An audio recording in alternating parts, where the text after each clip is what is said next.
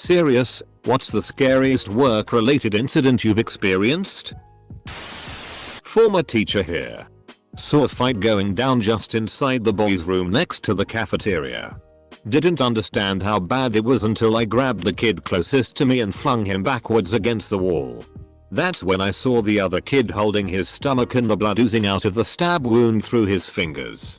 That was the moment I realized the kid I just chucked behind me and couldn't see must be holding a weapon.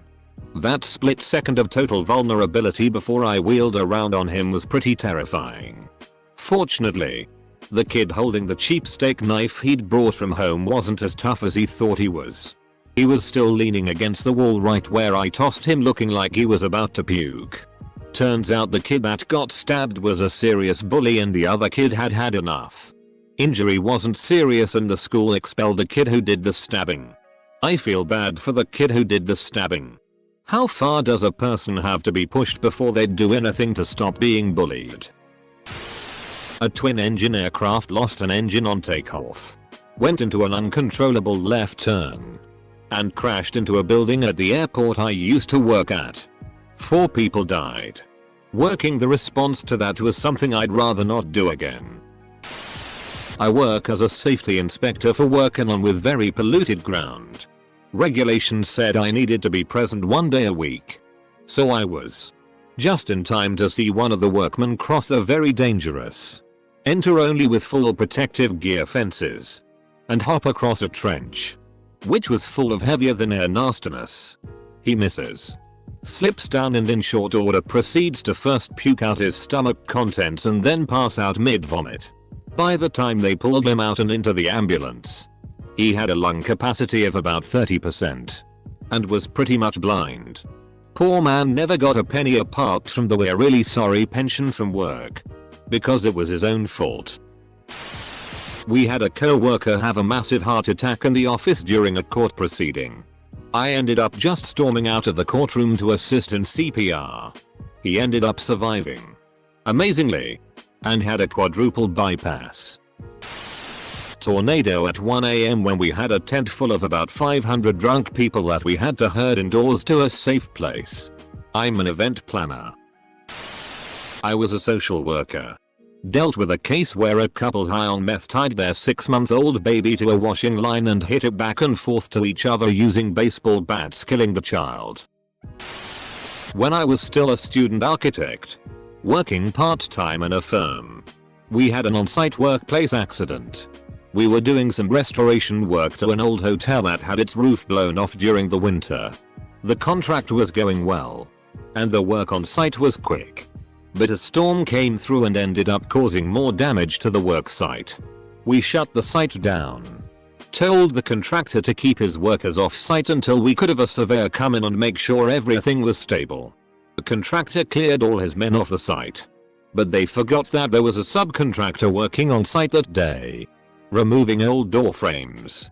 The damaged roof wasn't pinned securely, and the whole thing came down while the guy was still inside working. He died from his injuries, and everyone involved in that contract got sued.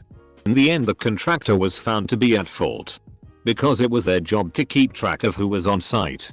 But the architect also ended up folding just from legal costs. I'm a construction superintendent. I've seen some shit on the job that would make a lot of folks here curl up into a ball and cry. The worst was a crane accident. It was a 500-ton mobile crane. Brand F-King shiny new. 2. We were setting precast panels for a large office warehouse combined building. The oiler, aka crane operator in training, was polishing the shiny aluminum deck on the crane. While the crane was operating, he was in a safe spot, because the panels were on the truck over there and were being set over here. So he was not in the current swing area of the crane. Except that the precast guys needed a box of plates that were on the opposite side of the crane. So the crane swung that away. The F-King guy was smashed between the crane's counterweights and the crane deck. He never made a sound, and the operator did not even know it had happened. His body was twisted and mangled nearly beyond recognition before one of the truck drivers saw the blood. There were little bits of brain and bones spread all over the place. It was f***ing horrible. One time one of my co-workers came to work really high and violent, so he started bashing things with a large knife and spilling enchilada sauce all over the floor and just staring at people. I was 16 at the time, and so this was particularly disturbing and scary to me. Thought for sure he was gonna stab someone. Working in a dish room. I was loading dishes while my said co-worker was opening some new cutlery for us to wash. He was opening bread knives by, get this, grabbing the plastic packaging and yanking the knife out of it with the blade facing his hand. Ended up pulling one out and slicing half his hand in the process. The only way I knew he cut his hand, because I usually ignore whatever bullshit he's up to, was he managed to shoot blood all over the counter, the dishes on it, and the wall directly in front of me. I ended up having to bleach everything, including the dishes that the servers would put directly on top of the puddles of blood. Yeah, I work with a bunch of idiots. I was in charge of stopping trucks when planes came down my taxiway so they didn't collide, and an airport operations officer was there to assist me. There was me and 2 other people watching the same taxiway to ensure that no truck was present when a plane was even close to the crossing. One day, everything is running smooth until I see a truck slam on its brakes partway into the intersection to find that the pilot had turned down the wrong taxiway and stopped in time to keep the turbine far enough away from the truck before it caused any damage. Everything was fine in the end, but it's scary to think that it was so close to a major incident. I own a machine shop. We have a large vertical lathe, and one day we were turning this 150 pounds piece of steel about 20 diameter and 4-5 thick. Well, the operator turned up the RPMs thinking he was going to save some time. This 150 pound steel frisbee came loose from the chuck and flew through the back of the machine, over another machine, missed a guy by maybe 10-15 feet and slammed into a concrete wall door frame, completely destroying it. It flew about 100 feet faster than you could blink. I'd rather get shot with a cannon that got hit with that. It was terrifying. Work in a hospital. We had a major gas leak and had to evacuate both the adult and peds ERs. It was an all hands on board situation. If you could push a stretcher, they expected you to help. Our ERs can hold up to 400 people. Thankfully we only had 200. The smell of natural gas was filling up the facility, so we were evacuating them to the ambulance bays, the lobbies, hallways, whatever we had to do. Took almost 2 hours to shut down the gas and another hour to get patients back to the bays in the ERs. Then we had to run around grabbing the oxygen tanks and such. Thankfully nobody was hurt, but knowing the place you are helping people in could blow up at any minute is really unnerving. Mortars.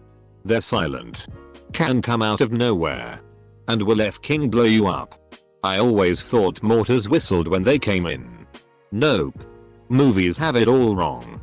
I was fairly surprised when our camp was hit with mortars the first time.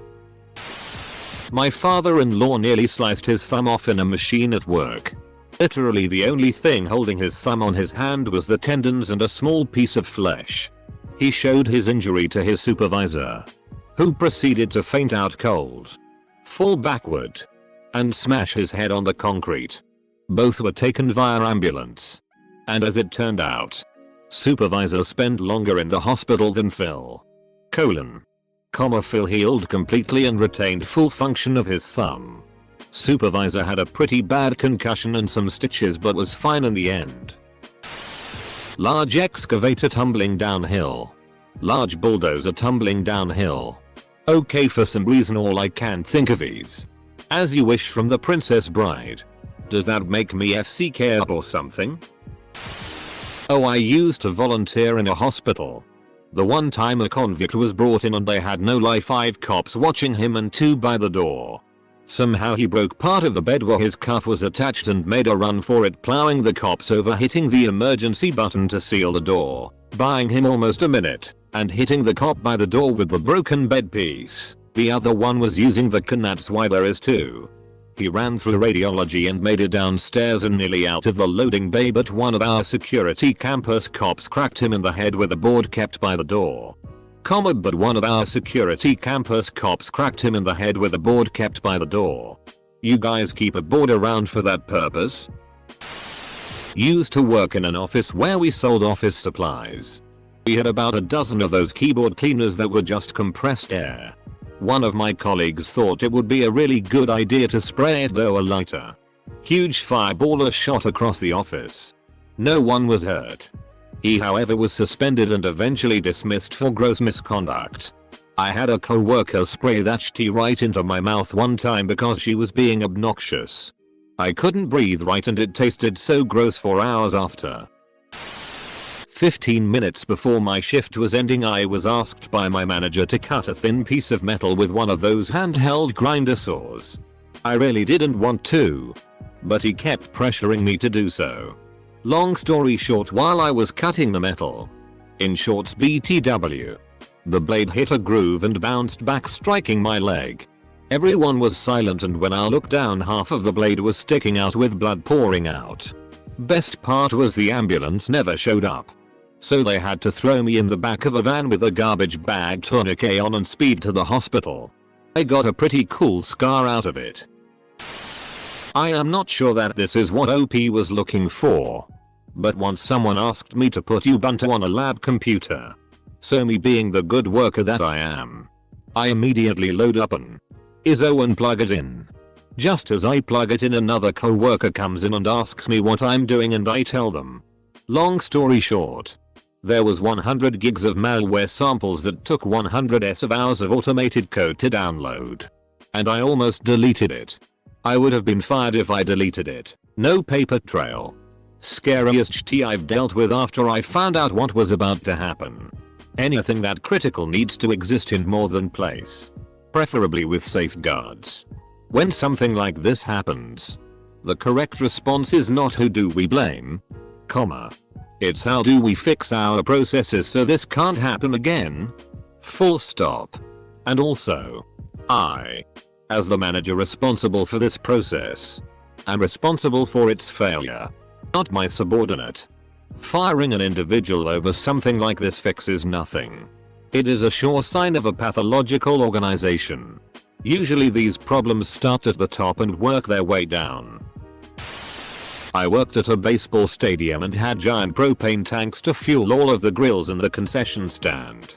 There are small exhaust pipes for any extra propane on these tanks, and they clearly leak excess gas. We thought it'd be a great idea to light this extra gas on fire that was spewing from the exhaust. The whole tank lit up and formed a giant fire sphere around the tank, but didn't blow up.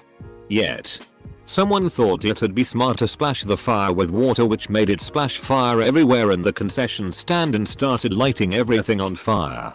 We got the FCK out of there and eventually the whole concession stand blew up like a goddamn movie.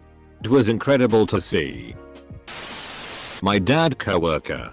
He was working on a machine that would press the rubber into a very thin sheet. So you put the sheet in and you take it out when you're done. The machine had straps to make sure your hands wouldn't stay inside when the press went down. Everyone hated those straps because it would slow them down. They had bonus if they made more pieces than planned. One day, this guy decided not to put the straps on. The press went down. With his hands still in the machine. His hands completely melted. Poor guy lost his hands because he wanted to make a little more money. A kid wandered onto the construction site and we thought he got buried in a pipe under the concert foundation. Luckily before digging we found he actually got stuck in a drainage tube near the shed and were able to pull him out with a few firemen and a log. We were striking after a show, and things were going very smoothly.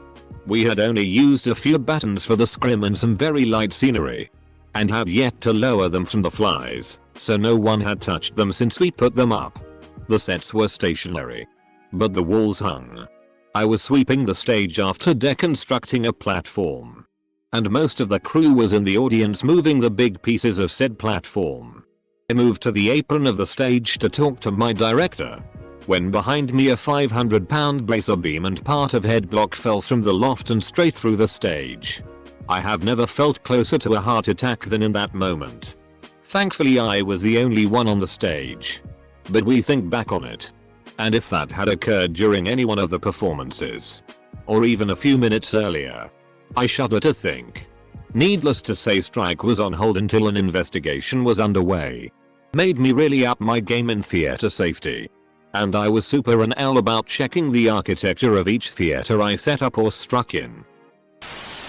Gas line cuts. A co-worker buried in sand. I pounded a 8-foot ground rod into a power line that fed a neighborhood that was located wrong. Shot me 11 feet in the air. I so f***ing hate the universal "it's your job to find it. Your problem if you hit it and not my fault if it's not" where we say it is attitude that literally every single controlling agency has. Lem guess. You, our boss, had to pay for that little mistake? I arrived at work literally 5 minutes after a hail of gunfire took place. I worked in the daycare that was currently housing 35 kindergartners in the front of the school, not 15 feet from the police taking down the armed robbers in the final act of a car chase. The kids had to hit the deck. The gunfire was literally across the street. This was an extremely upper class neighborhood and everything went insane. It was pandemonium. But I'm kind of stupid, so I just strolled right into work and asked what the commotion was about. I thought the school had tripped the intruder alert alarm for the 100th time by mistake. My co-workers were all still on the floor, glassy-eyed and too afraid to move. The worst part was that one of the kids was a son of one of the K9 unit officers, and got to learn that his dog was shot multiple times in the line of duty not 30 yards from where he was. The dog survived, but it was touch and go for weeks. So I guess I was late to the action. But it was a very bad day. I tipped and crashed a forklift into the neighboring building. The tines were all the way up. I had a bunch of fence posts and was trying to clear a pallet while rounding the store I was working at. The wheels went off the pavement and into some mud. I ended up jumping out at the last minute, which I learned later is the wrong thing to do. This was at a feed store on a Saturday. The place was packed with customers. Close to the most humiliated I've ever felt. Was in high school. I was just going about my day, doing my work, when this jerk started shooting at me. I guess that's what I get for going on patrol in Afghanistan. I was gutting a house that had a fire. I was punching holes into other rooms and I had opened the ceiling. Then I went and did a flying kick into the closet door and a steel bracket in the closet snapped out and was aimed at my eyeball. I came within an inch, but luckily I missed it.